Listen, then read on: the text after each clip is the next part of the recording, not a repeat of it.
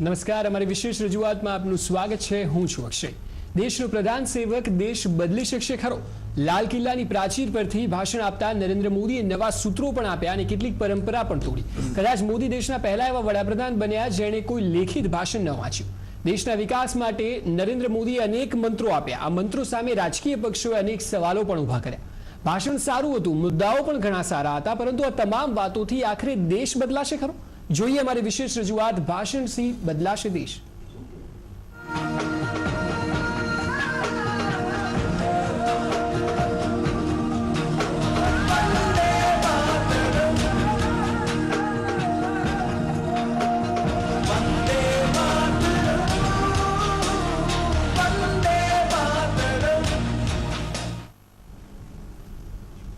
લાલ કિલ્લા પરથી ભાષણ કરતા મોદીએ કેટલીક જાહેરાતો પણ કરી અને સાથે જ દેશવાસીઓને પણ કેટલાક સંકલ્પ કરવા કહ્યું।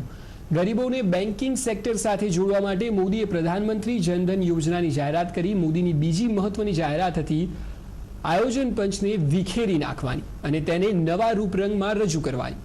તો આ સાથે જ મોદીએ તમામ સાંસદો માટે સાંસદ આદર્શ ગ્રામ યોજનાની જાહેરાત કરી, જેમાં દરેક સાંસદ કેટલાક માપદંડો મુજબનું એક આદર્શ ગામ બનાવે તેવો સંકલ્પ હતો। સમગ્ર દેશવાસીઓને મોદીએ ગરીબી સામે લડવા પણ આહવાન કર્યું। પોતાના ભાષણમાં યુવાનોને કેન્દ્રમાં રાખીને મોદીએ તેમને નિર્માણના ક્ષેત્રમાં ઝુકાવવા માટે આહવાન કર્યું અને કમ મેક ઇન ઇન્ડિયા આવું સૂત્ર આપ્યું। આ સાથે જ મોદીએ કોઈ પણ ઉત્પાદન માટે ઝીરો ડિફેક્ટ ઝીરો ઇફેક્ટનું સૂત્ર આપ્યું અને વર્ષ 2019માં મહાત્મા ગાંધીની 150મી જન્મ જયંતિ આવે ત્યાં સુધીમાં સમગ્ર ભારતને સ્વચ્છ કરવાનો પણ સંકલ્પ કર્યો।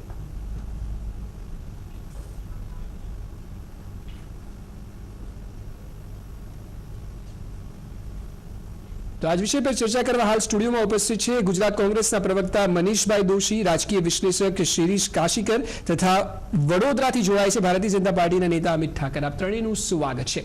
અમિતભાઈ, સૌથી પહેલા આપ જણાવો, કારણ કે નવી સરકાર છે આપની અને જ્યારે પ્રથમ ભાષણ વડાપ્રધાને સ્વાતંત્ર્ય દિવસ પર આપ્યું, તમામ મુદ્દાઓને આવરી લેવામાં આવ્યા હતા, પરંતુ કોંગ્રેસ પાર્ટી અને વિપક્ષ દ્વારા એ ટીકા કરવામાં આવી કે આ એક રૂટીન ભાષણ હતું, નવું આમાં એક વડાપ્રધાન તરીકે કંઈ નહોતું। નરેન્દ્રભાઈનું જે ભાષણ આજે હતું એ આજે કરોડો ભારતવાસીઓના મસ્તક એ ગૌરવથી ઊંચા થઈ ગયા છે। જે પ્રકારે એમણે વાંચ્યા વગર પહેલી વખત આઝાદીના ઇતિહાસમાં પહેલી વખત જે પ્રકારે લાલ કિલ્લાની પ્રાચીર ઉપરથી ભાષણ આપ્યું, મારા જેવા લાખો કાર્યકર્તાઓની એક સપનું હતું કે નરેન્દ્રભાઈ એ લાલ કિલ્લાના પ્રાચીર ઉપરથી ભાષણ કરે। આજે જે રીતે એમણે દેશના અનેક મુદ્દાઓને સ્પર્શ્યા છે, એનાથી એવું દેખાય છે કે આ વ્યક્તિ એ ગરીબીમાંથી ઉઠી અને સામાન્ય જનતાની વચ્ચે કામ કરતા કરતા આખા દેશને સમજીને એ લાલ કિલ્લાની પ્રાચીર ઉપર પહોંચ્યા છે। ત્યારે એમને દેશની સમજ છે, દેશના મુદ્દા કયા પહેલા ભાષણ માટે અગત્યના હતા એ બધા મુદ્દાઓને એમને સ્પર્શી અને દેશનો એક રોડમેપ 10 વર્ષ માટેનો રોડમેપ એ લોકોની સામે એમણે મૂક્યો છે અને દેશની અંદર એક ગૌરવ અને એક દેશાભિમાનનું વાતાવરણ એ આજે લાલ કિલ્લા પરથી એમણે જગાવ્યું। ખાસ કરીને નોંધ કરવી જોઈએ કે વિશ્વના 153 દેશમાંથી 150 દેશના રાજદ્વારીઓ આજે ઉપસ્થિત હતા, જે એવરેજ 40-50 લોકો આવતા હોય છે। આ એમની તાકાત છે પાવરમાં આવ્યા પછી, અને દેશની અંદર એ વિશ્વાસ અને હજારો લાખો લોકોની સંખ્યામાં લોકોનું આવવું અને દેશમાં બધા જ લોકો ટેલિવિઝન સામે બેસીને જોવું એ એમનામાંનો વિશ્વાસ એ દેશની પ્રગતિમાં પરિણમશે એ સ્પષ્ટ દેખાય છે। જી મનીષભાઈ, આપ જણાવો કે જે રીતે હાલ અમિતભાઈ જણાવી રહ્યા છે તે મુજબ ભારતીય જનતા પાર્ટીનું સ્પષ્ટપણે એવું માનવું છે કે કમ્પ્લીટ ભાષણ હતું, તમામ મુદ્દાઓને આવરવામાં આવ્યા છે। આજ તો સૌથી પહેલાં તો TV9ના માધ્યમથી હું આઝાદીના મહામૂલ્ય પર્વ એવા 15મી ઓગસ્ટમાં તમામ દર્શકોને સ્વાતંત્ર્ય દિવસની શુભકામના પાઠવું છું। આપણને આ મહામૂલ્ય આઝાદી મળી છે, પણ હું સવારથી આ ચેનલો બધી ફેરવતો હતો। મેં કહ્યું પ્રાઇમ મિનિસ્ટરનું ભાષણ આવે, પ્રાઇમ મિનિસ્ટરનું કઈ રીતની આવે છે? કારણ કે આ બધા ભાષણમાં તો ઓલરેડી તેઓ સત્તામાં આવ્યા પહેલા જે પ્રચાર ઝુંબેશ વખતે જે વસ્તુ બોલતા હતા એ બધી વાતોની શરૂ કરીને સમઅપ કરીને આજે મૂક્યું હતું। ઘણી બધી વાત એમને સરસ મજાની કીધી। આજની સૌથી સારી વાત એ કે નરેન્દ્રભાઈના બે પ્રકાર દેખાણા છે। વડાપ્રધાન તરીકે સત્તામાં આવતા પહેલાનું અને સત્તામાં આવ્યા પછીના વડાપ્રધાનશ્રી તરીકે એમનું ભાષણ 2013માં કચ્છમાં લાલન ખાતે ચૂન ચૂન કે બદલા લેંગે 56 ઇંચની છાતી, આ બધી અપેક્ષાઓ જે આપણે આમ જે એમની જોરદાર હતી, લોકોને એમ લાગ્યું કે ના હવે તો પાકિસ્તાન જે રીતની આપણે આ છાસવાળે જે કરે છે છમકરાઓની, શહીદ હેમરાજના પત્નીને આજે સતત ટીવીની સામે બેઠા રહ્યા, એમને એમ થયું કે ના હું જોઈ રહું કાંઈક વડાપ્રધાનશ્રી જાહેરાત કરે છે કે નહીં. વડાપ્રધાન તરીકે ભારતીય જનતા પાર્ટીના નરેન્દ્રભાઈ જ્યારે સત્તામાં આવ્યા એના આજે જેટલા દિવસો થયા છે અને એમાં 14 વખત પાકિસ્તાન દ્વારા આપણી સરહદો ઉપર એનું ઉલ્લંઘન કરવામાં આવ્યું છે, સીઝ ફાયરનું. અને એ જે સીઝ ફાયરના ઉલ્લંઘન પછી પણ આજે એમને એક વાત જે કીધી છે, મને એમ લાગે છે વડાપ્રધાન તરીકે એમને નક્સલવાદને એમને કીધી, મને ગમી.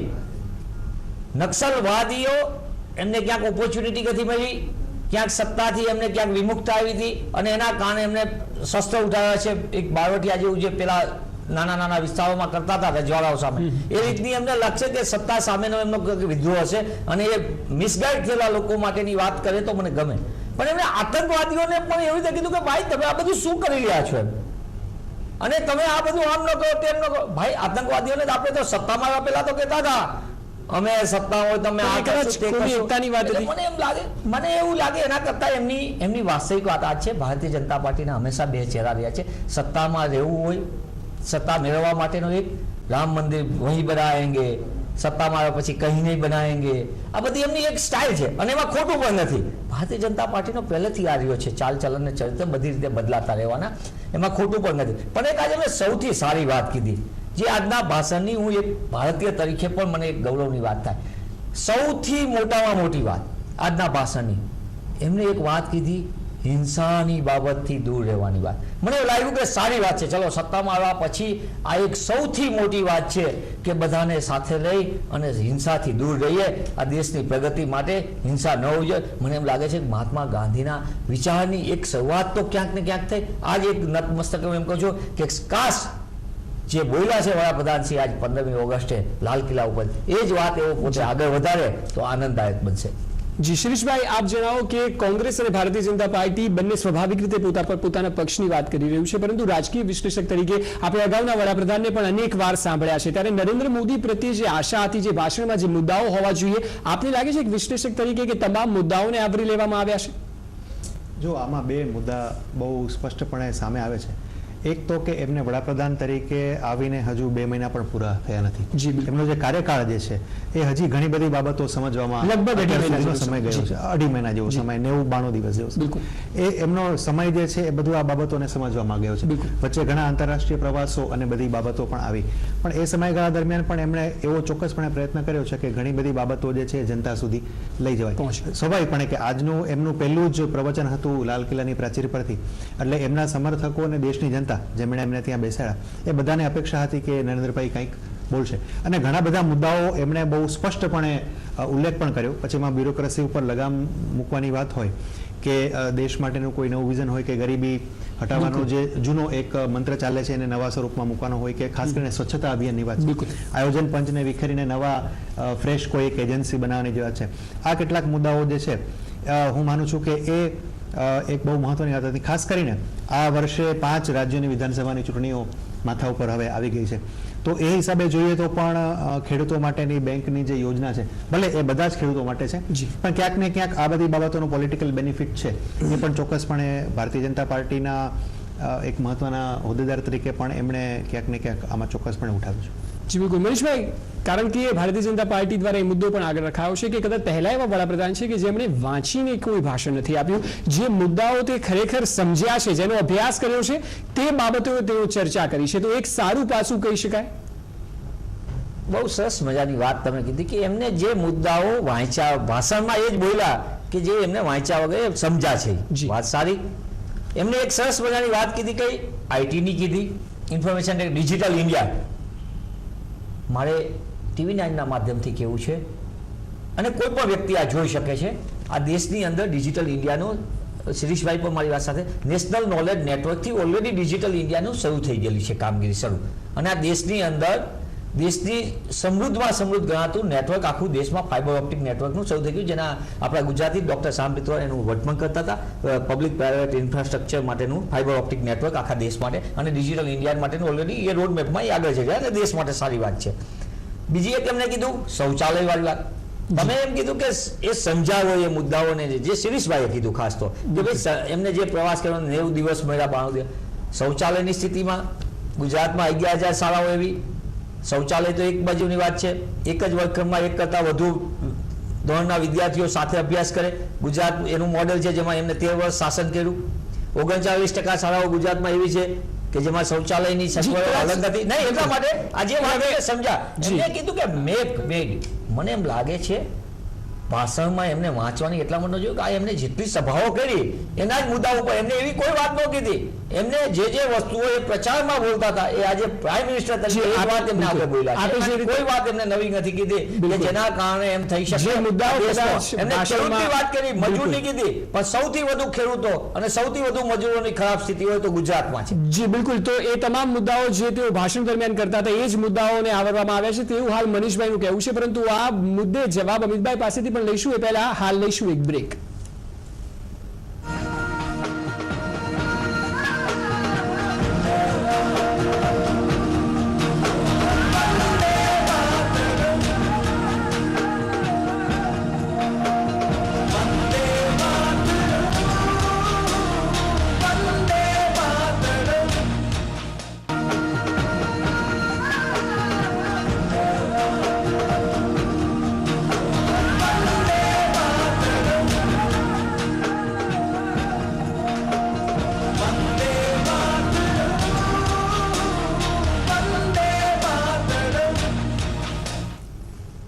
Welcome back. તો અલગ અલગ મુદ્દાઓ પર ચર્ચા થઈ રહી છે ત્યારે એક મહત્વનો મુદ્દો છે આદર્શ ગામ બનાવવાનો જે મુદ્દો છે. અમિતભાઈ, આપ જણાવો કે જે રીતે સાંસદોને જવાબદારી સોંપાઈ છે કે 5 વર્ષની અંદર પોતાના વિસ્તારમાં એક ગામ આદર્શ ગામ બનાવે જે આધુનિક હોય, સ્વચ્છ હોય, પરંતુ એ સવાલ એ પણ થાય છે કે આખરે 5 વર્ષમાં સાંસદ બનાવશે તો એનો રોડમેપ સાંસદે કઈ રીતે આપવાનો રહેશે? સાંસદની એ જવાબદારી છે અને ખરેખર સાંસદો ખરા અર્થમાં 5 વર્ષના ગાળામાં અનુસરશે?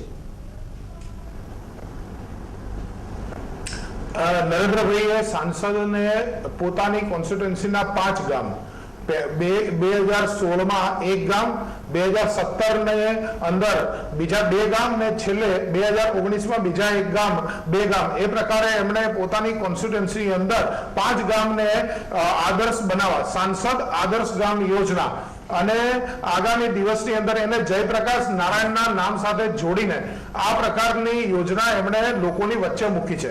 લગભગ 800+ સાંસદો જ્યારે આ વસ્તુ કરશે તો તમે વિચારો કે કેટલા મોટી સંખ્યાની અંદર ગામનું નિર્માણ એ આ રીતે થશે. અને એની માટેની ટૂંક સમયની અંદર આદર્શ ગામ કોને કહેવાય, આની યોજના એ આદર્શ ગામનું મોડલ એ નરેન્દ્રભાઈએ કીધું કે ટૂંક સમયની અંદર મૂકવામાં આવશે. કુલ મળીને આઝાદી એ ગામ સુધી પહોંચે અને વિકાસ એ ગામથી શરૂ કરીને દેશમાં ઉપર સુધી આવે.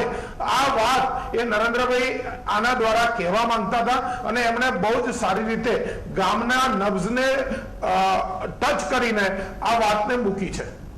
જી મનીષભાઈ, આપ જણાવો કે જ્યાં સુધી આદર્શ ગામ બનાવવાની વાત હોય, ગરીબોને બેંક એકાઉન્ટની વાત હોય, આ તમામ એવા મુદ્દાઓ છે એવું ચોક્કસપણે કહી શકાય કે એક વર્ગને જે ગરીબી રેખા નીચે જીવે છે તેઓને સ્પર્શવાના તો આ તમામ મુદ્દાઓ છે. સૌથી પહેલાં તો બેંક એકાઉન્ટ બાબતે હું કહી દઉં કે બેંક એકાઉન્ટ બાબતે વિશ્વ આખું મંદીમાં હતું. હું વારંવાર તમારા TV9ના માધ્યમથી બી કહી ચૂક્યો છું, ફરી એક કહું છું જી કે દર વર્ષે 20,000 બેંકો, શિરીષભાઈ બી ઘણી ચર્ચા વખતે થઈ છે, જયનાભાઈ બી ઘણી વખત ચર્ચામાં સામે હોય ત્યાં થયું છે કે વિશ્વમાં મંદી ચાલતું હતું, આ દેશમાં 20,000 નવી બેંકોની શાખા ખુલી રહી. એટલે આ દેશ માટેનું એક આર્થિક પડકારો સામે વિશ્વમાં પડકાર ચાલતો હતો, આ દેશમાં હતું. અને છેલ્લા ઘણા સમયથી UPA સરકારના શાસનથી આ દેશની અંદર બેન્કિંગ સેક્ટરમાં બધાને જોડવાનો અને બેંકના એકાઉન્ટ ખોલવા માટેનું એક સરસ મજાનું, અને એટલે ઝીરો બેલેન્સથી એકાઉન્ટ ખુલે, ઘણા બધા રિફોર્મ્સ થયા અને એના ભાગે એક સારી વાત છે. અને કારણ કે હવે બધી સબસિડીની જે યોજના છે, આપણે ડાયરેક્ટ બેનિફિટ સ્કીમ છે, જે પૈસા ટ્રાન્સફર ટુ આપનો પૈસા આપની સબસિડી એ સીધી બેંક એકાઉન્ટમાં જમા થાય આધાર લિંક કાર્ડથી, આપણે એ બધી વસ્તુ છે એ UPA સરકારના શાસનની અંદર એને આગળ ધપાવે એ સારી વાત છે, એમાં કાંઈ વાંધો નથી. એનાથી દેશનું અર્થતંત્ર અને બધી દ્રષ્ટિએ ટ્રાન્સપરન્સી આવશે અને જે લાભાર્થી છે એના ઘર સુધી એ વાત એ જે વ્યક્તિ સુધી પહોંચવાના હોય એને પહોંચશે, એક સારી વાત છે.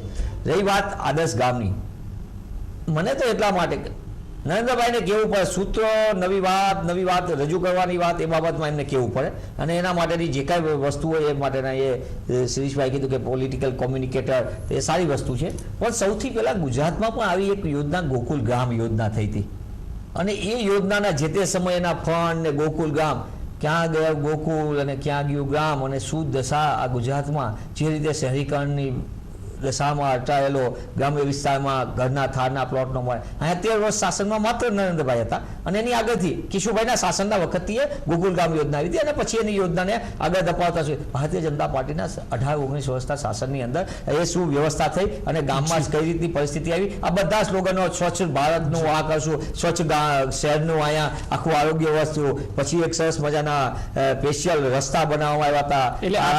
એટલે મને એમ લાગે છે કે થાય અમલ, જો થાય દેશ માટે સારું છે, અને ન થાય તો નરેન્દ્રભાઈને તો કઈ પૂછવાનું હોતું નથી. નરેન્દ્રભાઈએ કહી દીધું, એ વાત જતી રહી. હવે આવતી 15મી ઓગસ્ટે આ એક રસપ્રદ મુદ્દો છે. અમિતભાઈ, આપની પ્રતિક્રિયા લેવા માંગીશ, કારણ કે જે રીતે મનીષભાઈ જણાવી રહ્યા છે કે એને શરૂઆતમાં પણ તેમણે પહેલા પ્રશ્ન ડિબેટની શરૂઆતમાં કહ્યું કે ભારતીય જનતા પાર્ટીની કરની અને કથની બે અલગ છે. મારે મનીષભાઈને કહેવું છે કે ગુજરાતના ગામની વાત કરે ને તો ગુજરાતના ગામ 65% એ જે આપણું ત્યાં જે ગુજરાત છે એનું શહેરીકરણ, ગામડા એ લગભગ રૂરબન, નરેન્દ્રભાઈએ એક વર્ડ આપ્યો તો રૂરબન ફેસિલિટી, એટલે આત્મા ગામનો અને સુવિધા શહેરની.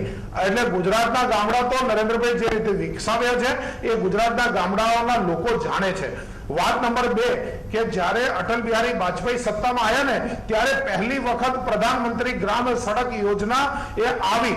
એટલે તમે તો 45-50 વર્ષ સુધી તો ગામડા સુધી રોડ પહોંચાડવાની કોઈ વાત સુદ્ધા વિચારી નહોતી.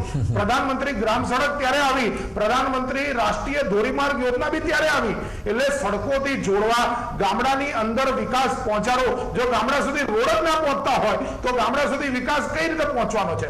એટલે કહેવાનો મતલબ કે ગામડાનો વિકાસ એ અટલજીના સમયની અંદર દેશમાં શરૂ થયો. નરેન્દ્રભાઈએ રૂરબન ફેસિલિટી સાથેના ગામોનું વાત કરી અને 65% શહેરીકરણ કરી અને આ જે રાજ્યમાં બતાવ્યું છે, આજે આખા ભારતની અંદર એમણે ગામડામાં વિકાસ પહોંચાડવાની જે શરૂઆત છે ને એ આ કરી છે.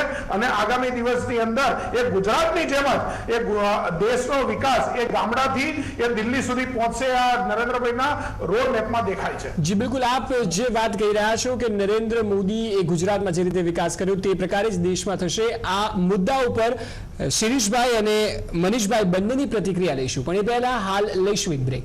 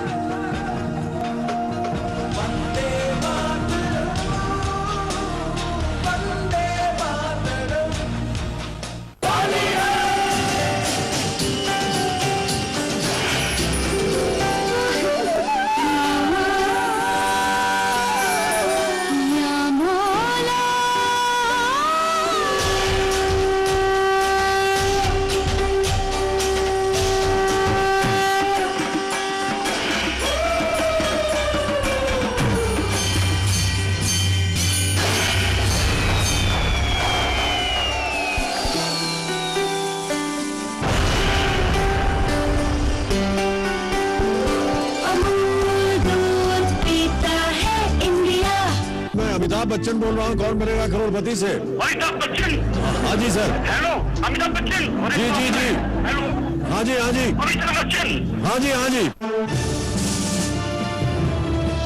I lead motivated men of courage. I lead by example. I lead a comfortable life. I am a naval officer. I have an ocean of opportunities. Indian Navy, an ocean of opportunities. www.navsena-bharati.nic.in मैं चाहती हूँ मुझे propose करें। Propose तो मैं नहीं कह सकता। सर मैं प्रपोज कर सकता हूँ, ऐसी क्या बात है? हाँ जी।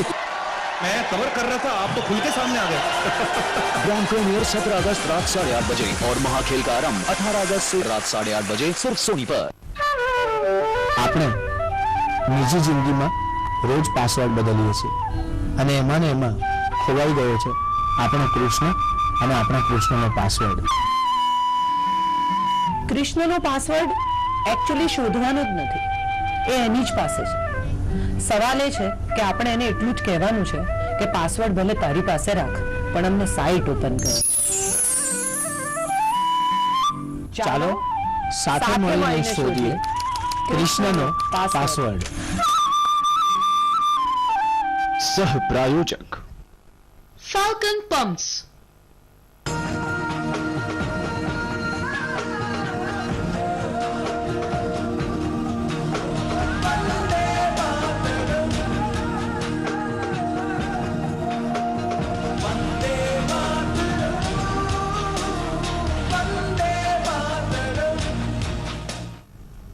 આપનું સ્વાગત.